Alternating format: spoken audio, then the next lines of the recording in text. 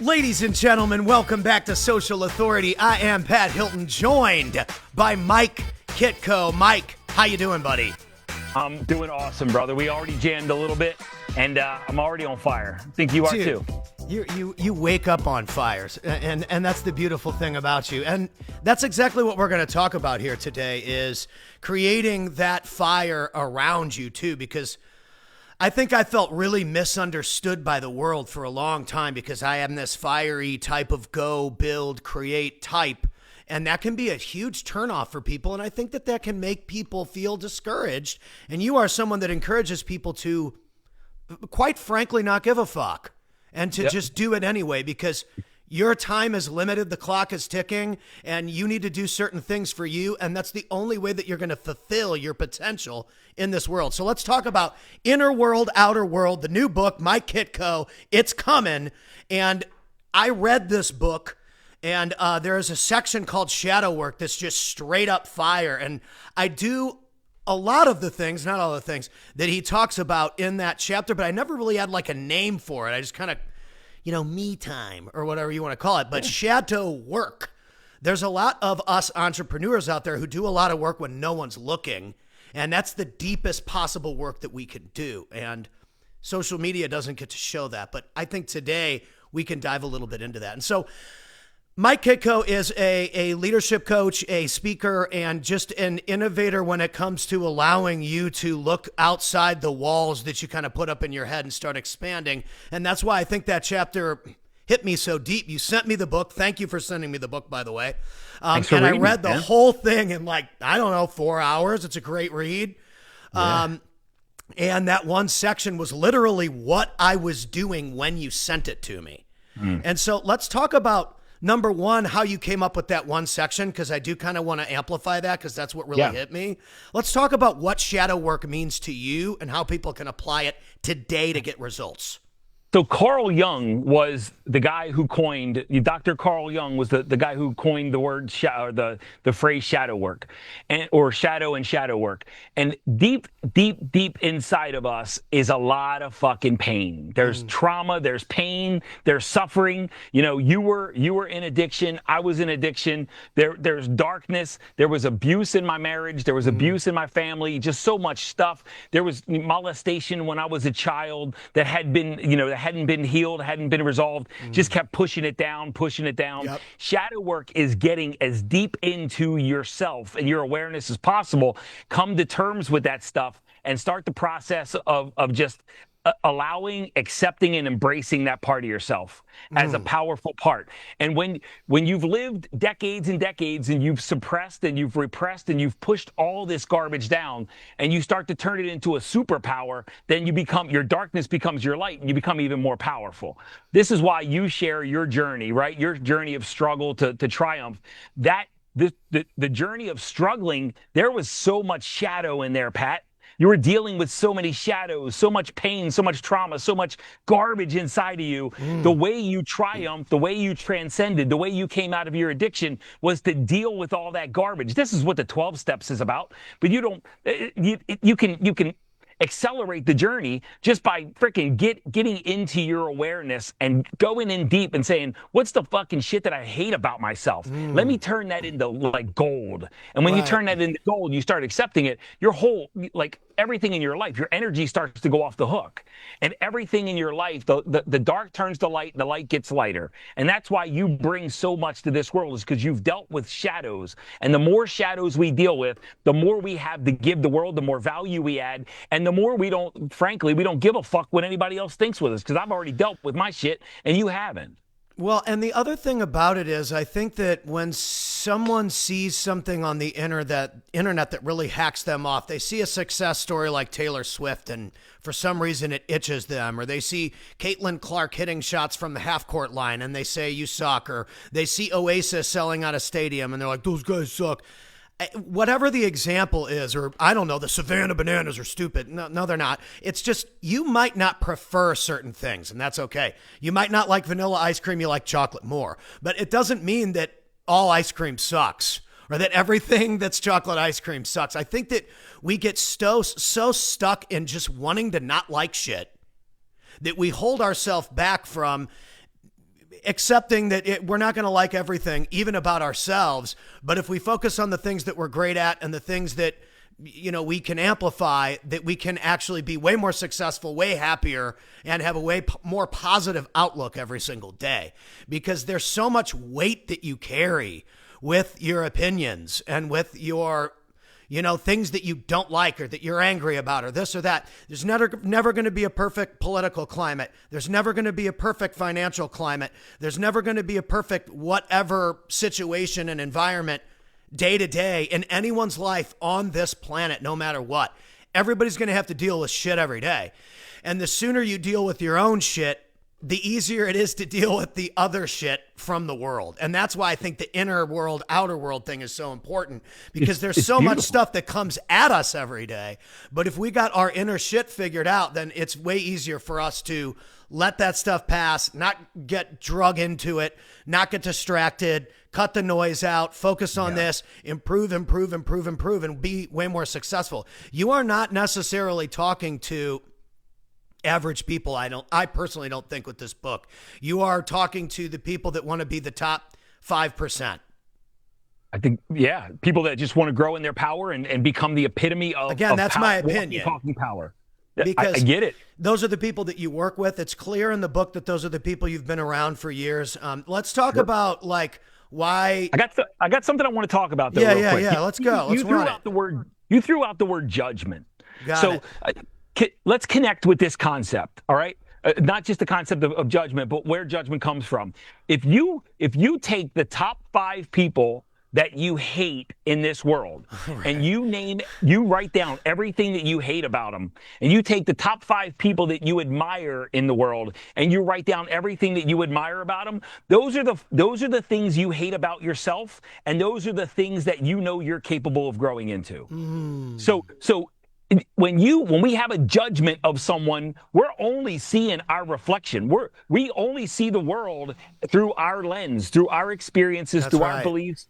We don't see the world as it is. We see the world as we believe it is. We see the world as we are. So, and as we reshape the inner world, the world we see out here changes. Yep. I've been in a workshop. I did a workshop where I had a rock. It was just a freaking rock. It was an ugly ass rock.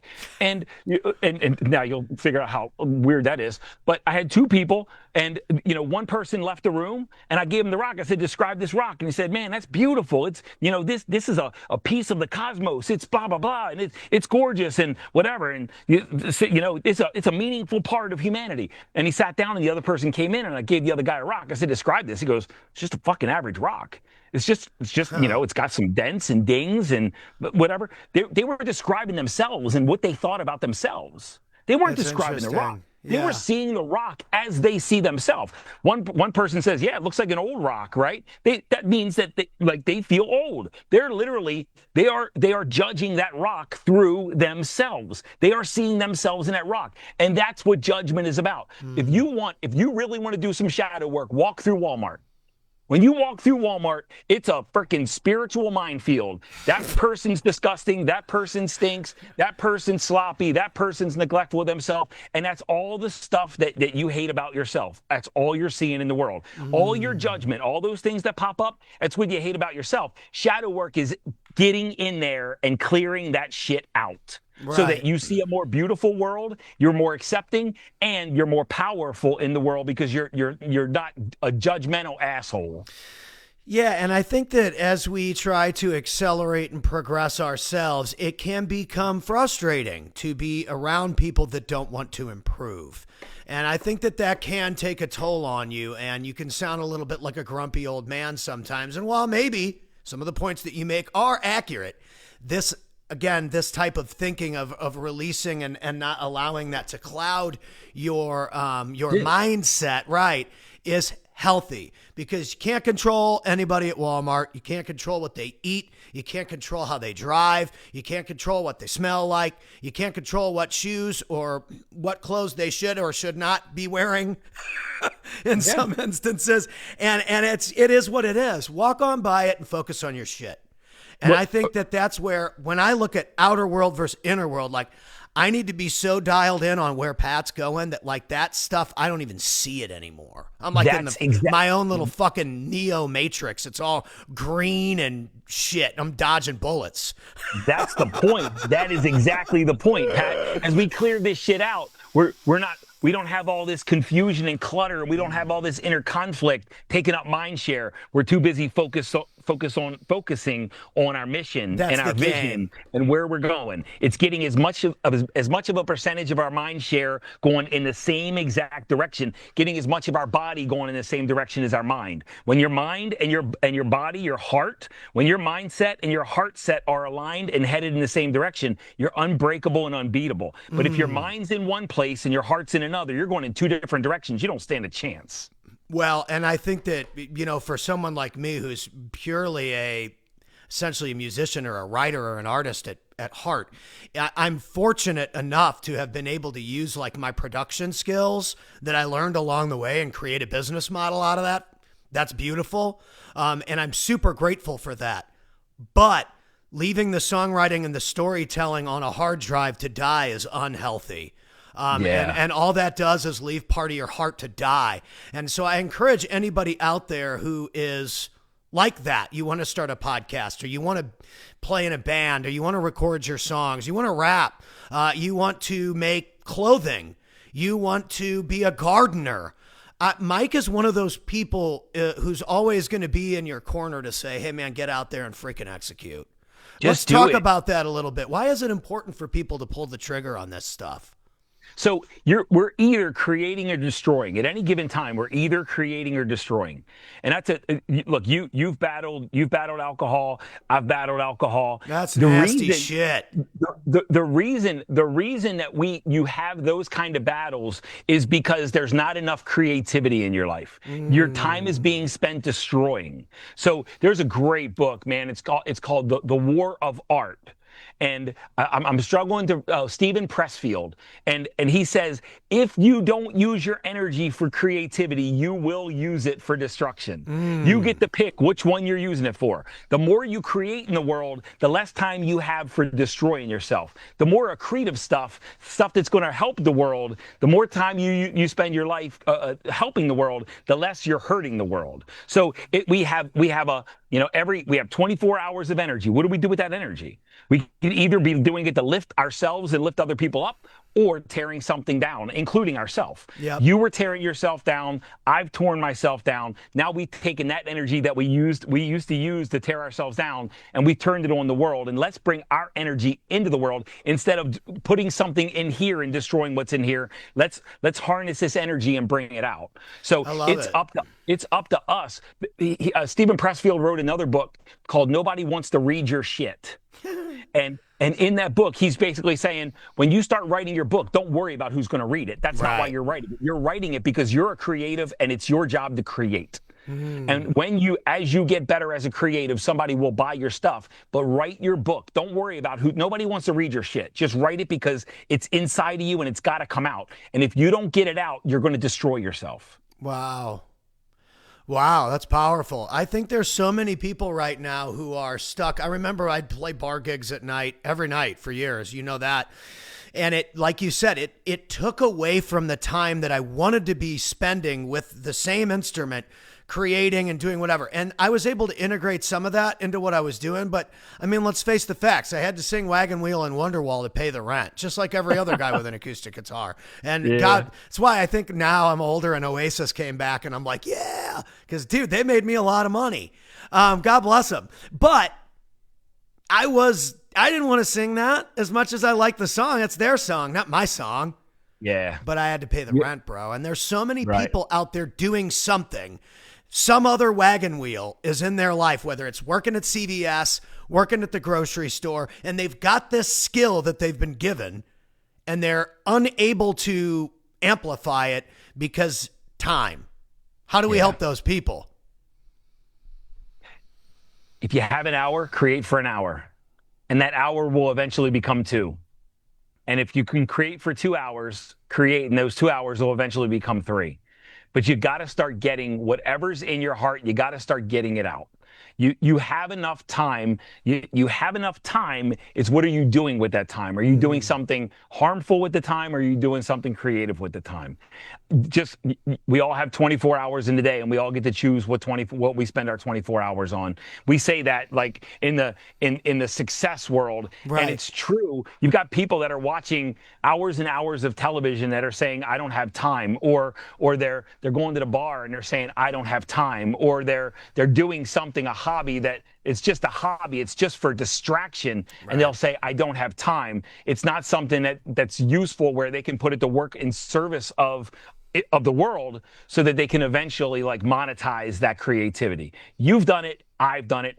Podcasts, books, blogs, all this stuff. There's just so much creative pressure in us. You agree, Pat? Yeah, there's 100%. There's so much creative pressure. I think people in the world are feeling that pressure right now. I've noticed it all across my feed. I can feel it, that the people who want to be creative and they're not, they're struggling right now. And I've noticed as well that, and I've been saying this for years, is that the people who put out consistent content, whether it gets a ton of views or not, are the people who eventually become the category experts, and the people that don't get it out don't have the reps and they can't keep up.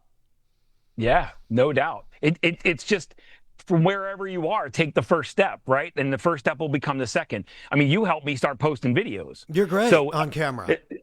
I didn't understand the power of videos until you like chewed my ass. Like, dude, why are you not talking on camera? What the fuck are you doing? I remember when you chewed my ass and saying, "What are you doing? You got to get your voice out in the world." And it was like, I was like, all right, Dad. Like, it was a spanking, but I started doing it. I mean, dude, you have to, and you have done it. And I think that's part of the reason why things like this are coming for you. And this is not the only time you're going to document, a growth spurt into a book. Sure, there'll be many more, but I think that this is an important milestone for you and for your audience, because I think people need it. I refer to that. I mean, it's a chapter or lesson, whatever you want to call it. But dude, one nugget that you get from somebody on this planet can change your whole trajectory. I think that 100%. Lesson of just accepting who you are, what you stand for. And I was talking to my wife and even my mom about what a great deal I have to be the social media manager for this team. They're a hard money company, and I get to fly to their events and sing with my guitar and do their social media page. Yeah. Like, dude, 7 years ago, I would have killed for this gig. And I'm like, oh man, I gotta have this and that and the other thing. I'm like, dude, you're living the fucking dream right now. This is great. But you're open to opportunity, right? Right. And I think that often if it's not exactly how we saw it, it's not Warped Tour, sold out, this, that, the other thing. We coming up in the game, we thought that was success. But now I realize that I was steered away from that by higher powers, whatever you believe, because they said, hey, listen, you can impact more people in this room with these people. Well, and what a gift to go along with that calling. You know what I mean? Yep. I want to change places here because I was in the sun and I saw how faded it was. I firmly believe in 2016, I got fired from, I was an executive level leader in corporate America, and I had a great, successful runway. I just rode the ladder, and it was awesome. Right. And then in 2015, I got fired for the first time, and then I got fired again from another job in 2016, and that was like the universe, God, life saying, done playing, that career is over. That time is done. We got bigger things to do. New season. We're not going to work with 100 people anymore. We're going to work with thousands. Let's go. And it's like that window shut so that something else could. Now it was scary for me. It was scary as fuck because it's all I ever knew. Obviously. But it's like life. Like I love this visual. When there's something better for you, life will throw a little pebble. It'll throw a rock. It'll throw a stone. It'll throw a brick. It'll throw a cinder block. It'll drop a boulder on your ass. It'll hit you with a bus. It'll hit you with it's going to get your attention. When it's time for you to really step into your destiny and really step into something bigger and more meaningful, it's going to happen. And it can be easy, but if you don't take the easy path, you're going to have to take the painful path. You can avoid that if you just take the clues. 100%. And I think that that's where I think that the accountability and being a part of a group or a community is beneficial to anybody in the world. And I'm huge on, if you're going to hire anyone to help you do anything, you need to help yourself understand what the expectation is for you first. I think so many people come to, and I've been on stage at a lot of events, and they come to the event and they think that just showing up at the event is magically going to make them successful because they went to the event. That's not how it works. You have to take what you learned from that session or whatever, and you have to put it into your life and your game plan, your inner world, and you have to implement it and execute on it every fucking day. And without somebody to hold you accountable or a community, that can be very difficult. So inside, when we talk about our inner world, what I mean by that is what we believe, our thoughts, our emotions, right? That's our inner world. Actions are a result of your beliefs, your thoughts, and your emotions, right? Your programming and your conditioning, what's happening in here, how your body fires, how your thoughts fire, how your emotions fire, how you handle emotion, all of that's your inner world. Have you ever gone to a training, Pat, where there's an amazing trainer, like let's say our good friend Josh Wilson. Right. He's an amazing trainer. He's got Kyle Mallion. They've got great content. Yeah, they're good. It's proven, it's effective, it works, it's been repeated over and over. Right. The material is sound. But then you've got three kinds of people. You got somebody that uses it and crushes it. You got somebody that uses it and gets nowhere. And you got somebody who won't use it. Number three is very frustrating to see, especially when they have a ton of talent. But that's all a result of their beliefs, their thoughts, and their emotions. It's their inner world. It's their inner world. I put on seminars, I put on workshops, and I'll go in there and I'll have somebody that takes the teachings and they use them, and their life, it just accelerates. Yeah. But I'll have somebody saying that was all useless bullshit. It's because of how they're built. It's not the content. It's how they're built. They can't even download it. They've already talked themselves out of it. Are they capable of using it?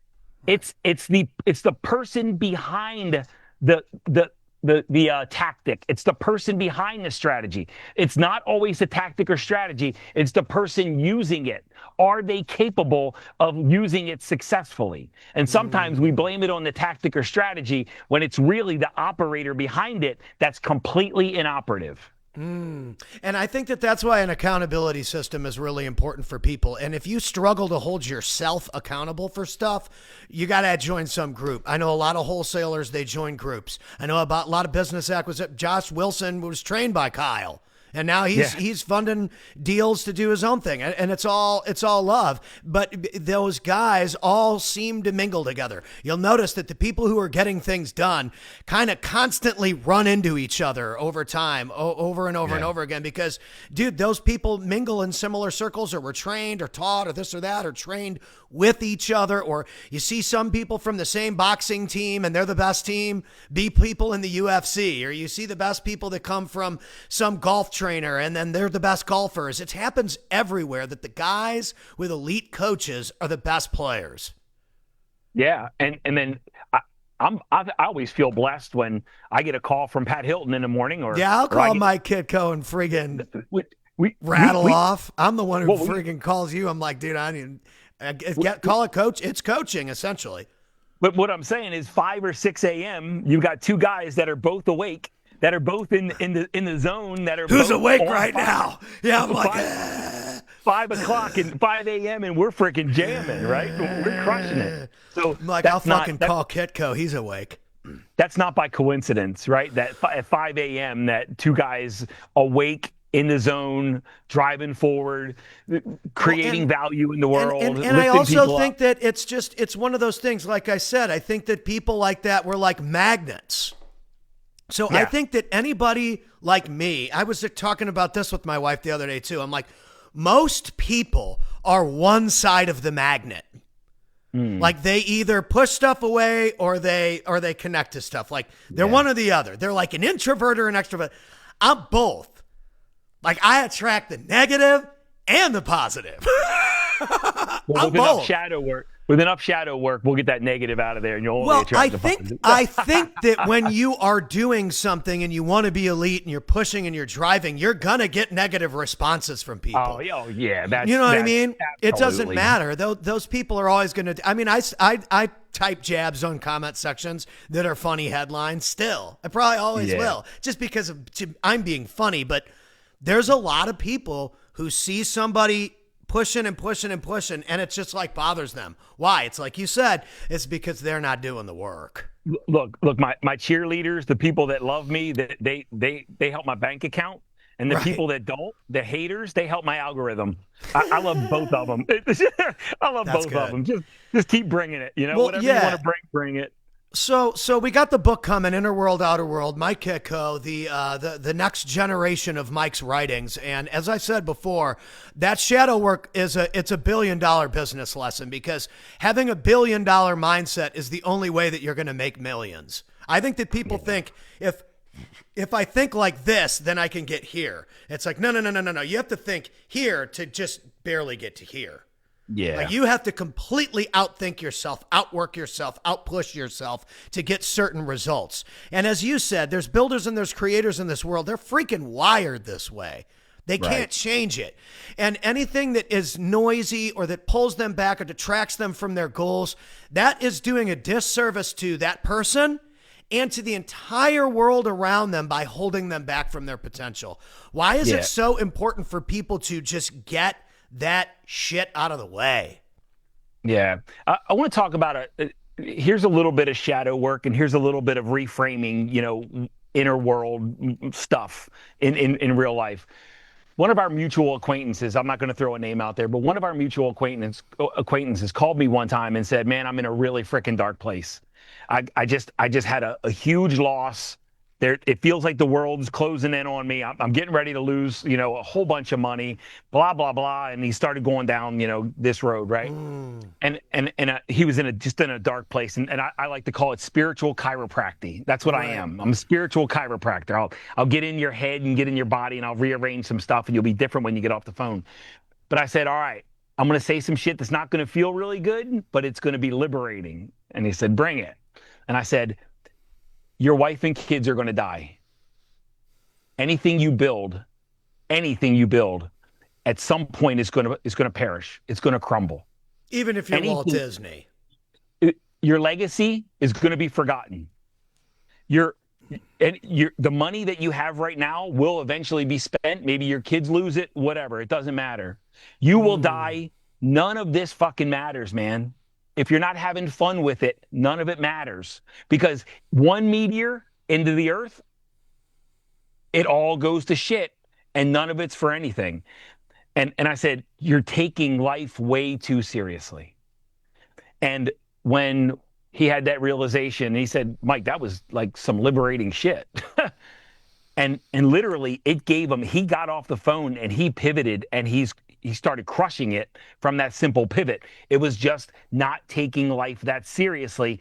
Instead of gamifying life, instead of gamifying business, he was taking it as life or death. This isn't life or death. You're going to die. You're going to die, and so is everyone you love and everything you build. Don't take it too seriously. Go have fun with it and watch how fast it builds. Yeah, I think that's a great turnaround because like I told you, I mean, I sang in bar corners for 15 years. Nobody gave me a shot. All the big record deals that people had gotten, all those people, they're not making very much money with music, if they ever made very much at all. And now that I'm 42, I look back at what I wanted to be, and I realized that I had essentially become what I wanted to be: addicted, broke. A lot of the people that I grew up watching be successful were addicted, or they were dead, or they killed themselves, or whatever. It's very sad to say, but it's true. A lot of these lead singers and musicians and rock alternative guys that I grew up watching, they're not around anymore. And their talent will live forever. Their voices will live forever. But it's haunting to almost even listen to some of it now because I associate it with the legacy of how that person went out. And I think that we get so freaking deep in our head that sometimes or people can get so deep in their heads that they take themselves out of the game instead of keeping themselves in the game. And I think that there's a line there for people. And again, I've seen the line before. I don't know that I've necessarily gotten super close to it, but that feeling of, man, I think there's a lot of people that feel this is maybe the world's better off without me. How do we help those people? You said you read my first book, Imposter in Charge. I put the barrel of a gun in my mouth. I was done. I literally thought I was just a waste of space on this planet. That's so sad, dude. That was back in 2016. But that's what happens, Pat. All the things you just mentioned about these creatives who were addicts. It's not a coincidence that creatives have an addictive tendency. It's because they're using that creativity to destroy. You're always, as creatives, and there's people that are highly creative, and there's people that are less creative, but still, they're still creative. But there's people like me and you that are just really creative, and it's always coming. If we don't use it for good, we will kill ourselves. And it's not a coincidence that some of the most creative people on the planet, Robin Williams, they off themselves because they get eaten from the inside out because there's so much pressure. There's so much pressure to create, and they don't know how to constantly harness it for good, right? When instead of I'm feeling this urge, instead of going and grabbing a beer, go for a run and watch when you come back. You won't want that beer because you spent your energy in a creative way, right? Go get a lift. The same energy that's trying to get you to take a hit, to take a bong hit, is going to help you with another rep, another set. It's energy. You get to expend it one way or the other. Build a business. Build an agency, serve a client. Watch when you have some pressure, stress, or tension in your life, pick up the fucking phone and help somebody and watch your pressure go away. Watch how it just immediately. I was scrolling. I had a call with somebody one time and it didn't go very well. And I was kind of like, agitated. All right. I was kind of agitated, irritated. And this is a long time ago. And I was feeling some anger or whatever. And I opened up Facebook and I was looking at a post that I made, and I saw one of my clients posted something that sounded a little weird, like they needed some support. So I called her, and I called her, and as I was talking through her with my problem or with her problem, I noticed that all my anger and all of the stuff that I was dealing with from that call that I got off of, it vanished. Because I took my energy and put it in service and in contribution and in some creative mechanism, and that eliminated any freaking angst that I was going through. Wow. Any pressure, tension, stress that we have, if we put it into use in a creative, inspired, uplifting way, that pressure goes away. But too often we want the pressure to go away, so we do something destructive to us, crush some cake. Drink shit that doesn't serve us. Eat shit that doesn't serve us. Surf TV, shit that doesn't work, and it's all just distraction. Go help somebody and watch all your pressure go away. It'll go away immediately, I guarantee you. And I think that taking that, it's also time too. I think that sometimes when you're feeling down, you start to associate less value to your time.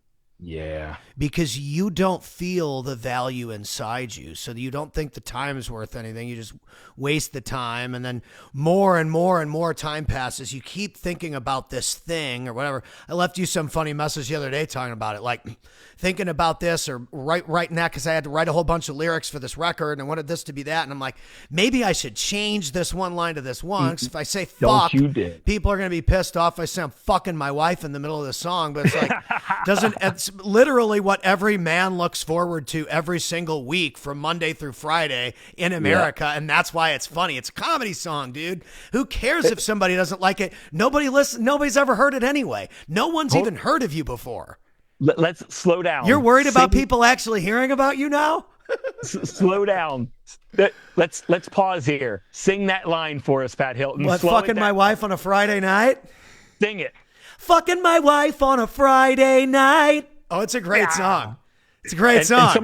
And somebody was trying to encourage you to change the lyrics. I'm like, don't you change thing. We were just kind of looking at it like this and that and the other thing. And then when I was literally reading that chapter, I was in the sauna when you sent that to me. It was perfect timing. I'm reading through, and I kind of skimmed the book first and was like, well, what do I want to read first? I skipped to that first, then went back and read the whole. Well, I read the first part because I messaged you like right away about the wife, your line. The line your wife said at the beginning, which was great.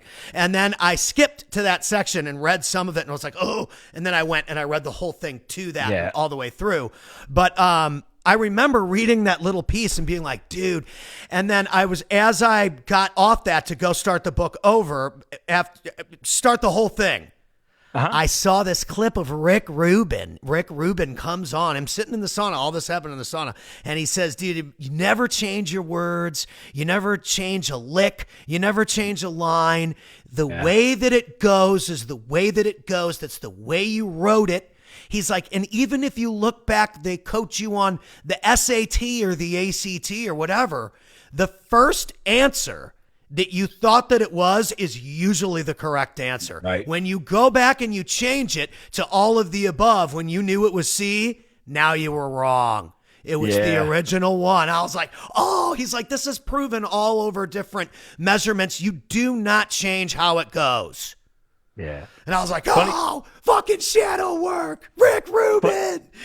Funny story about Rick Rubin is I had one of my clients recommended his book to me, and it's He's really good. Really book good. Is really good. And you wouldn't, he's like a Zen master in this book, right? He goes total Zen. And I was reading the book, I was listening to it actually when I was running. I was like, holy shit. And I called my client. I said, do you know who this is? Yeah. Because he was like really starting to get into spirituality and stuff like that. My client was starting to get into spirituality. I said, do you know who this is? This guy produced Slayer.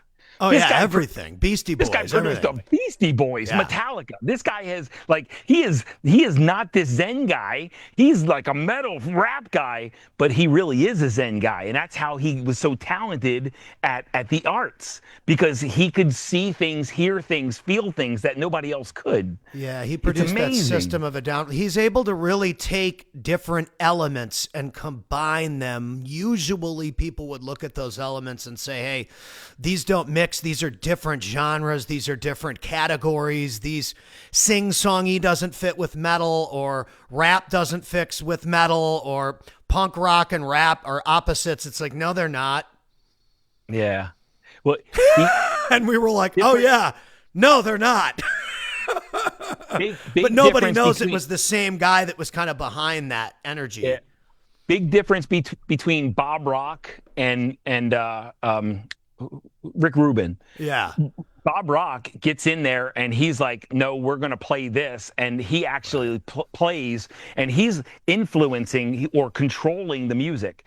Rick Rubin would walk into Metallica's studio and say, you guys are better than this. You can do better. And close the door and leave. He's like, I'm going to get the best out of you. Yeah. I'm not going to do it, but I'm going to get the best out of you. I see that I often say, if you talk to the king, right? When you're talking to somebody, if you talk to the king version of them, they'll become the king version. If you talk to the child version of them, they will become the child. If you talk to the highest version of someone, they will become the highest version. If you talk to the lowest, they will become the lowest. And Rick Rubin would just walk in and say, you guys are better than this. Do better. Bring the full expression of yourself out. Click. Gone. Come back in a week later. I think that the world, again, he runs around in very elite circles with extremely talented innovational thinkers. And I think that it can be very difficult for someone who's never been around energy like that to shift into that type of a frequency or that channel or whatever. How, again, as someone who is able to kind of push people towards that full stride, how do you awaken that in somebody? That can be very difficult. I can see people at events and I'm jumping around. There's 1,000 people in the room. I come off and people are like, oh my gosh, how do you have so much energy? And they're like 22. Yeah. And I'm like, dude, you're fucking 20 years younger than me. What the fuck do you mean? You should have way more energy than me. I think a lot of people are just living from those shadows. That's it. They're playing small. They were conditioned small. They're programmed small for whatever reason. If if we're I've been on this kick lately about teaching about giving and receiving. The biggest lie we've ever been told is it's better to give than receive, right? It's a lie. It's a lie. If you've been taught that giving is better than receiving, then it's because the person who taught you that felt shameful for wanting or asking or receiving, and they taught you that from a place of shame. So as we sometimes in family lineages, it's two scared parents that want to be invisible teach their children to be scared and to stay invisible. Right. Like one of my longtime clients, teachers. He grew up in a family of teachers, and hey, keep your head below water or keep your head down. Don't be seen. Get a secure job. Teaching secure. Don't risk. Save your money. Blah blah blah. And he did that. And when he was 30, he's like, I'm gonna fucking kill myself, because he was an entrepreneur, and he was holding his entire thing back. He was stuffing all of this energy down, and his parents just taught him how to be them. And he was like, fuck this. He was a 10-year tenured teacher. He was tenured. Like 30 more years, he would have retired completely secure. The point being, he's like, I got more in me. And I'm not doing this. Now he owns multiple territories, and he's crushing it in a business, in a franchise, and he's in 2 states, multimillionaire. Wow. But he was playing safe a couple of years ago, right? Just because that's what he was taught to do. And I think some people, they're just passing down their family lineage, staying in that smallness that their family taught them to play in. I think that also people get comfortable. Like I got super comfortable, even in California, which is a really competitive market, being booked every night of the week.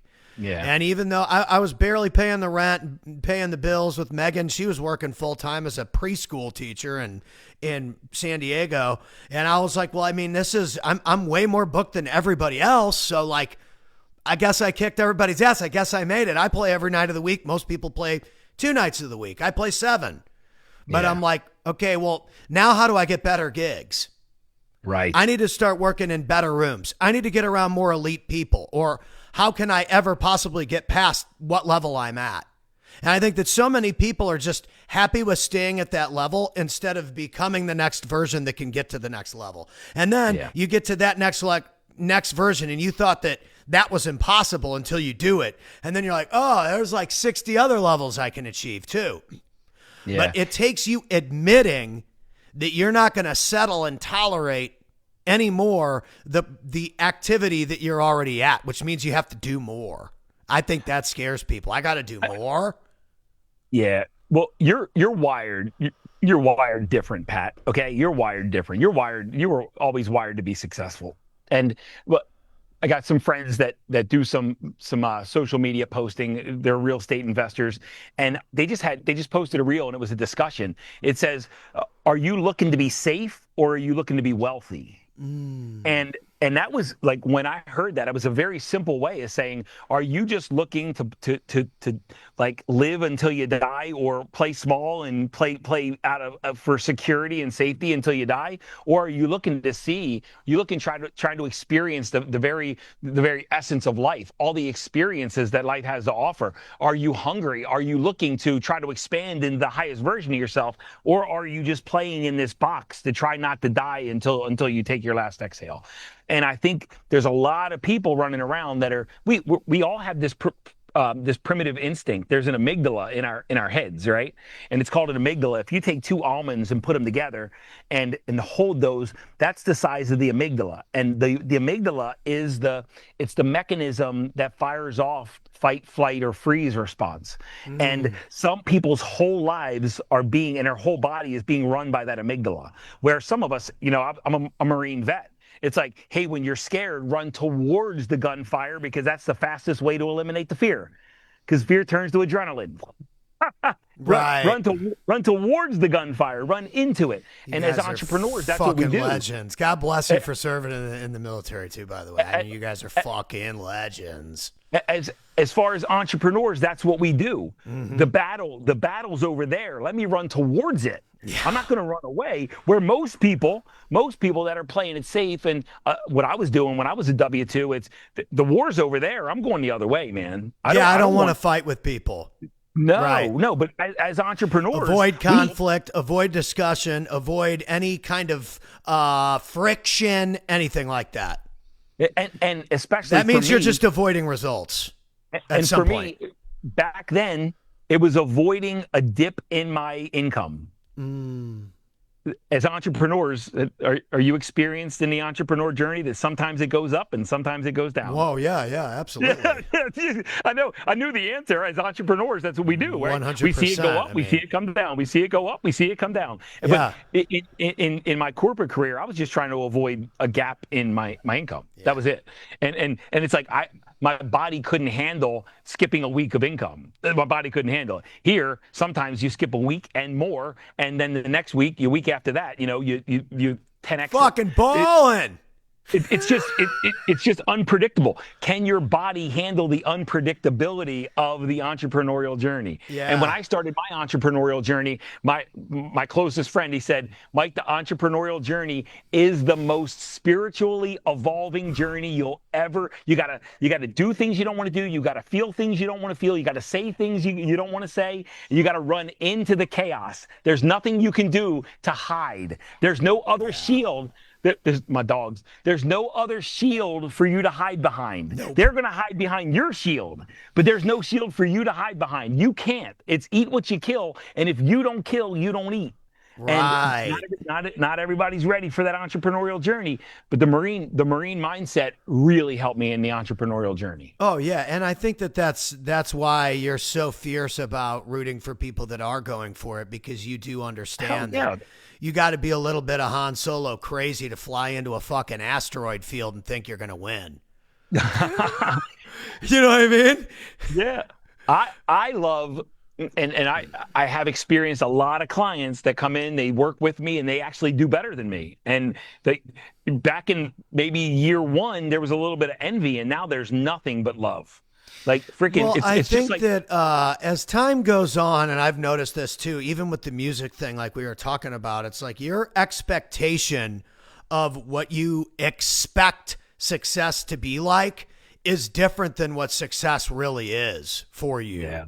And so, you look back and a lot of people say you shouldn't compare. Maybe you shouldn't, but I think that evaluating what works and what doesn't work is important. And when I look at a lot of people that were successful in certain categories that I'm still in, I'm like, wow, I mean, I'm a whole lot happier than a lot of these people really were. And so is that form of success great for some people? Yeah, but maybe it wasn't for me, because I'm wired like a lot of these people, and I don't think that would have ended very well for me. If that makes sense. It does. And for me, I mean, you and I have had enough discussions, man. For me, the journey is the destination, and I want to enjoy every day, not just the outcome. I'm not outcome driven where when I get there, I'll be happy. No, I want to be happy today and tomorrow and the next day. And I want to enjoy every second of my life. And I'm going to try to find a way to enjoy every second and suck the marrow out of life. And for me, it's not putting this freaking illusionary, this illusionary finish line where I think I'll have arrived, because how many times have you seen, somebody have $10,000 in their bank account and they need $1 million. When they have $1 million, they just want 10 million, right? They just keep moving the goalpost. Not that we shouldn't grow, but we shouldn't put our happiness in a future destination. No. The happiness is now, and the enjoyment is now. It's in the action. It's in the moment. It's in the present moment. Money is awesome fuel. It's a horrible destination. 100%. Or fame. It's a horrible destination. Or fame. Yeah.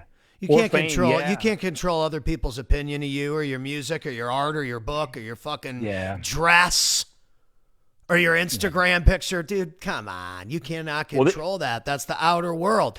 So let's talk about it here before the kids come banging through the door here from school in 15 or 20 minutes. Why is it so important for people to separate the inner world from the outer world? Because I think that outer world, again, maybe it even depends on how you look at this terms, but I felt like there was so much weight from the outer world for so long. Yeah. How do we deal with that? Everybody feels it. They just don't want to admit it. I feel it every fucking day. I got a whole team I got to pay. I got the kids I got to take care of. My wife I got to take care of. Me. There's all these people relying on me, and a lot of things from the outer world dictate whether we're going to win or not. We can't control them all, but the weight is always going to be there for everyone. How do you deal with it in the most healthy way possible. The Pat of 10 years ago would not have been able to handle the pressure of the Pat now. The Pat that was playing guitar on the streets maybe could handle a little bit of pressure, but your shadow work, your personal development work, your personal growth, all the internal work that you've done has allowed you to become the Pat that can handle 10,000x more pressure than that Pat could ever handle. The inner world, the inner work that we do, the personal development, the deep internal spiritual work allows us to handle and experience more in the external world. There's so many people that feel the pressure, tension, stress in here and are trying to resolve it with external circumstances. You feel money fear, so you try to go out and make money to solve the fear. Well, guess what? I'm on the phone call with the guy with $30 million who's getting ready to kill, not really get ready to kill, but metaphorically getting ready to frickin' off themselves. Yeah, he's pissed. Not really, because he thought that the money was going to take away that money fear. He thought that the money was going to take away his dissatisfaction. He thought that the money was going to make him feel successful or complete or whole. And that's inner work, baby. That's inner work. So when you get in there, when you have this pain, when you feel my favorite 4 words, there's 4 reasons that we create. Okay. 1 is insecurity, is fear of loss. 2 is inadequacy. We don't feel good enough. We feel like we got something to prove to ourselves or somebody else. Insignificance, and you said it earlier, like I'm just taking up space. I don't even matter. It's not that I'm inadequate. I'm just like non-essential. And then the only one that's like creation mode is inspiration. And if you build your business on insecurity, inadequacy, insignificance, then eventually as your business grows, so will those. Ooh. So will those. But if you build it, if you do the inner work to resolve these and you step into an inspired state, so you're not scared of loss. You're not driven by fear from fear of loss. You don't have anything to prove. I know who the fuck I am. I got nothing to prove. I'm doing this for me. You know you're significant. You know you're valuable. In inner world, outer world, I talk about you are freaking God walking around here in a meat suit. You are the most significant human being on the face of the planet, just like everybody else. Look, you're a miracle. There was a 1 in 400 trillion chance you were going to be born. You are a walking, talking, breathing fucking miracle. Act like it. Believe in yourself. You are a fucking miracle. The fact that you are like even alive is like, it's mind-blowing. Science can't even explain it. They can't even break down the human being body and biology at all. They're close, but not close at all. There's so many pieces of life that they cannot describe where it came from. You're a fucking walking, talking, breathing miracle. Act like it. Believe in yourself. And if most people, especially entrepreneurs that are living from insecurity, inadequacy, and insignificance, right? Their circumstances aren't going to rearrange those feelings and those thoughts and beliefs. That's their inner world. Wow. Those are just going to amplify. But when we live inspired, that's the inner work of clearing out all that damage. That's the shadow work. The reason you don't believe in yourself is because of a story. It's because of a belief in you. It's not real. The reason that you feel like you've got something to prove, it's a story. It's a belief. It's not real. The reason you feel scared of losing money or losing your wife or losing your house or losing your kids, it's a story in you. It's a belief. Resolve that shit. Don't change the world to try to get those to go away.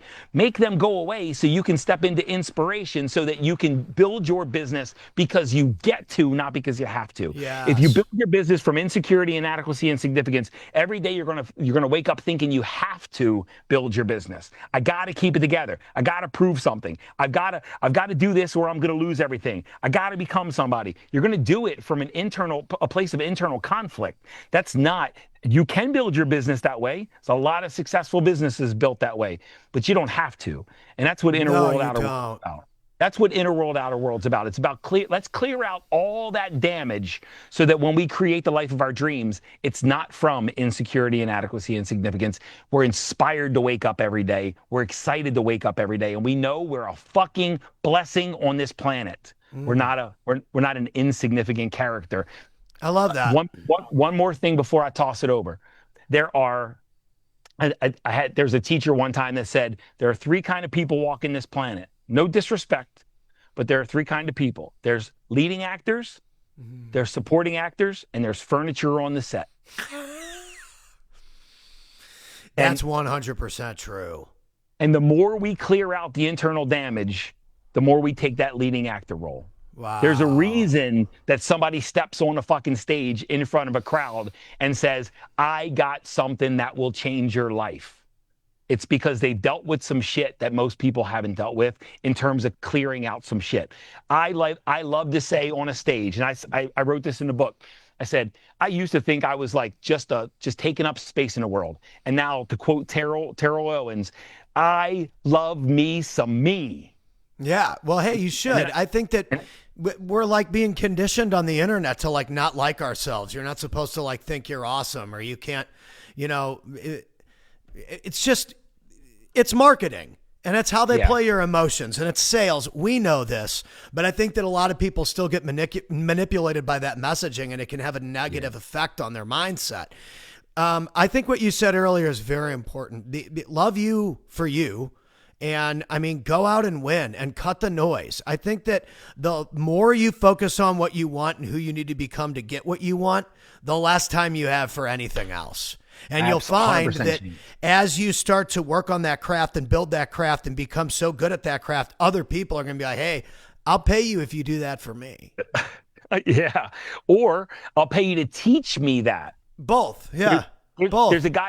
There's a guy named Stuart Wilde, and he's dead. And he was a spiritual teacher, and he's got some great books. Like one of his books it's cheeky. He had these cheeky titles, and it says, "The trick to money is having some." I kind of love that concept. It's true. Anyway, it helps. It is. He said, "Look, the key to success is to raise your energy. And when you raise your energy, people are going to want to be around you. And when people want to be around you, bill them." Yes, right? I love that. I love that. Awesome. And a lot of people will say, I'm an introvert, or this or that, or the other thing. I think that people can be a little more quiet, but I have had a lot of people message me and say, hey, I started making videos because I literally saw you for the last 2 years telling me to make videos every day, and I just haven't fucking done it. And I just got sick of not doing it. And then their videos are awesome. Like some of that's way more creative than the stuff I make. I stick the thing on the wall or the window of the car and drive around in the car. And it doesn't have to be complicated, but I think what we said earlier of letting yourself find your voice and speaking out into the world, whether you're typing it or you start a blog or a journal that no one even sees. Make a journal that nobody sees and post into that. But I think that there's something in everyone that if they don't let it out, they're going to go fucking crazy. And so many people feel trapped in their job, trapped in their bills, trapped by their parents, trapped by school, trapped by expectation of the world, trapped by, I'm supposed to be this as a man, or I'm supposed to be this as a woman. They're trapped. Yeah. They're living in somebody else's fear box. That's it. They're living in somebody else's fear box. They haven't figured out what they're about yet. They're still living in this illusion that somebody else created and handed them and taught them. That's all. But look, I'm going to tack on to your creativity thing. Everybody's got something in them. I've got hundreds of hours of podcast video, and all I do is go down my basement studio. I turn on the lights, nothing fancy. I sit in front of my camera, and for 25 minutes I just jam and I just teach, and it's my podcast. And I just take that, throw it through a reel cutter and put it on the internet, and people get value from it. Yeah, it's great. I mean, it doesn't take anything crazy. Now, could I be more creative? Probably. My wife says I'm kind of boring, but I could be more creative. Hey, but the point is people are teaching you to buy boring businesses now. Yeah. It depends on how you look at it. But we all have something to offer. I think that's 100%. Your point. Yeah. And I get it. Yeah. Yep. I mean, dude, I love it. Everybody should be checking this out. What's the launch date? Give us the deets here. Give us the deets. August 19th. We've got, if you're near the St. Louis area, we're having a launch party 3 to 6 p.m. at 830 Waterbury Falls Drive, O'Fallon, Missouri, 63368. reach out to me, DM me, connect with me, and I'll give you the address. But I'd love to get you there. Free. It's also my birthday. Just come have some appetizers, have some drinks, have some cake. Josh Wilson's flying up from New Orleans, my homeboy. Oh, very good. He'll be there. We got some people, bunch of speakers that contributed to the book. Yeah, come up jam with us. But it'll be available on Amazon. Right now it's available a hard copy and a Kindle version. We'll get the Audible book out at some point in the near future. But this book was my first book, and Pat was right. My first book was good. It was good. It's a great book. It was good. This one is my soul on paper. This is good shit.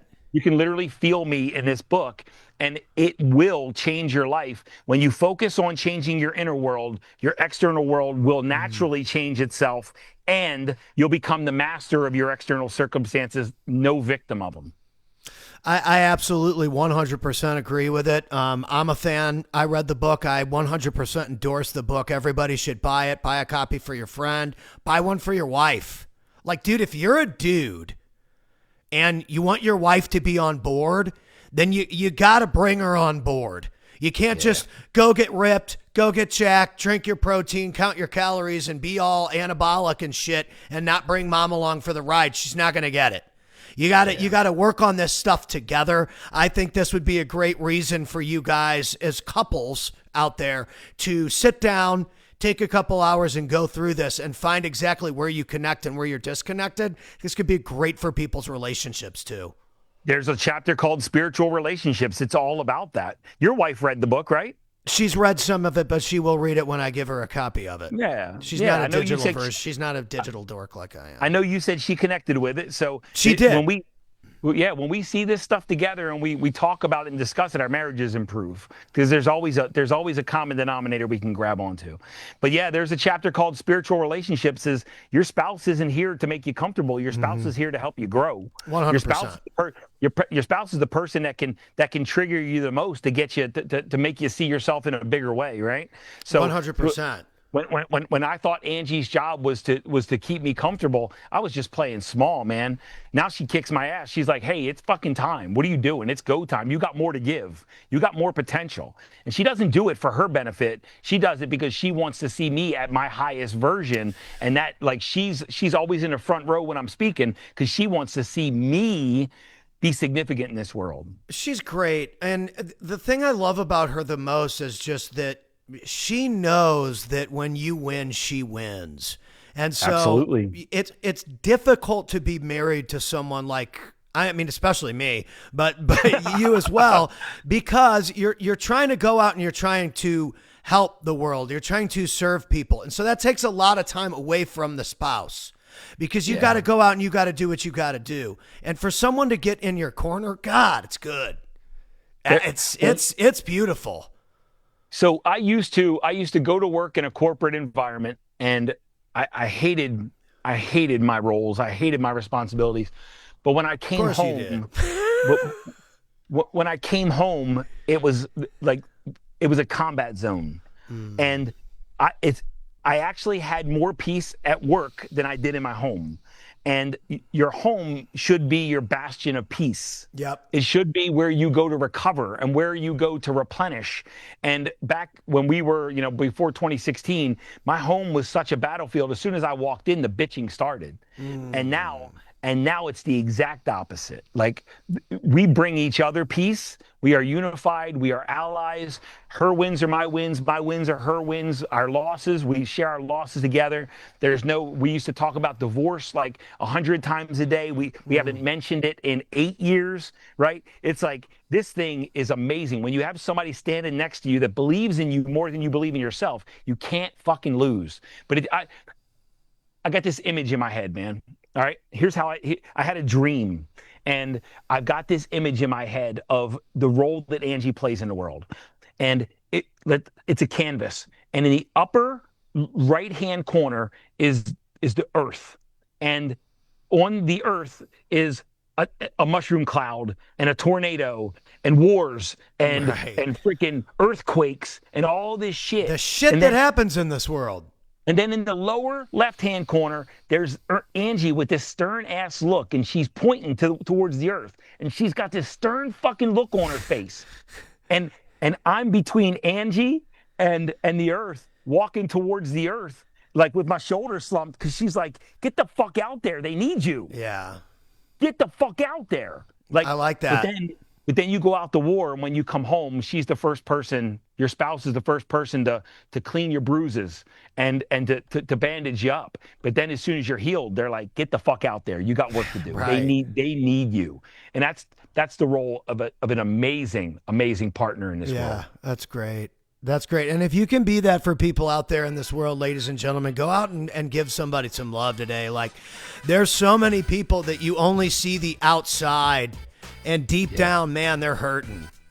I don't know. It could be financial. It could be spiritual. It could be mental. And it as hard as it can be, you know, because we're all in our own little world, show a little grace for people out there. I like what you said at Walmart. You can walk through Walmart and be super pissed off. You know, people are loud, or their kids are annoying. They're running through the aisles. They're knocking stuff over, and you got to just be like, hey, forgive I'm them not anyway. a perfect parent. I get right. it, and it's hard enough. Or babies crying on the plane. I always think to myself, man, sucks. What? Trying to feed the kid. I can see you trying to feed the child. What are you going to do? Yep. And Inner world, outer world will help you resolve all the judgment, and bring you to a greater sense of peace, so that you can be a bigger influence in the good in this world.